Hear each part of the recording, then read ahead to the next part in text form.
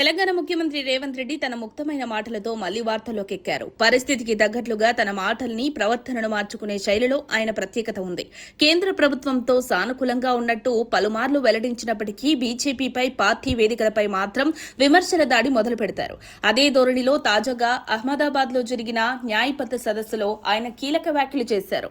సదస్సులో మాట్లాడిన సీఎం రేవంత్ బ్రిటిషర్ల కన్నా బీజేపీ నాయకులు ఎక్కువ ప్రమాదకరులని విమర్శించారు. అప్పట్లో స్వాతంత్ర్యం కోసం బ్రిటిషర్లు దేశం నుండి తరిమికొట్టినట్టు ఇప్పుడు బీజేపీని దేశం నుండి తొలగించాల్సిన అవసరం ఉందని పిలుపునిచ్చారు. రాహుల్ గాంధీ నాయకత్వంలో ఈ పోరాటం జరుగుతుందని ధీమా వ్యక్తం చేశారు.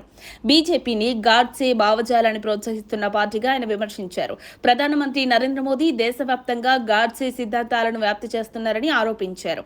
ఇందుకు భిన్నంగా మహాత్మా గాంధీ సిద్ధాంతాలను కాంగ్రెస్ పార్టీ రాహుల్ నాయకత్వంలో ముందుకు తీసుకువెళ్తుందని చెప్పారు.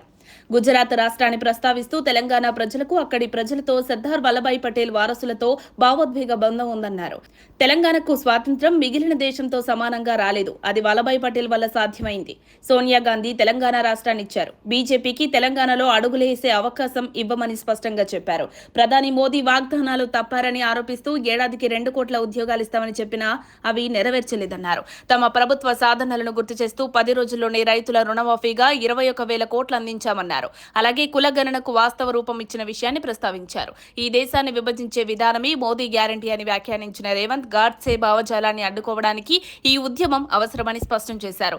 దేశ భవిష్యత్తు కోసం బీజేపీ తీరును ఎదుర్కోవాల్సిన అవసరం ఎంతైనా ఉందని పేర్కొన్నారు. మరిన్ని అప్డేట్స్ కోసం మా కాయ్ టీవీని సబ్స్క్రైబ్ చేసుకోండి. మా వీడియో కనుక మీకు నచ్చినట్లయితే లైక్ చేయండి, షేర్ చేయండి. మీ విలువైన అభిప్రాయాలను కామెంట్ బాక్స్లో తెలియజేయండి.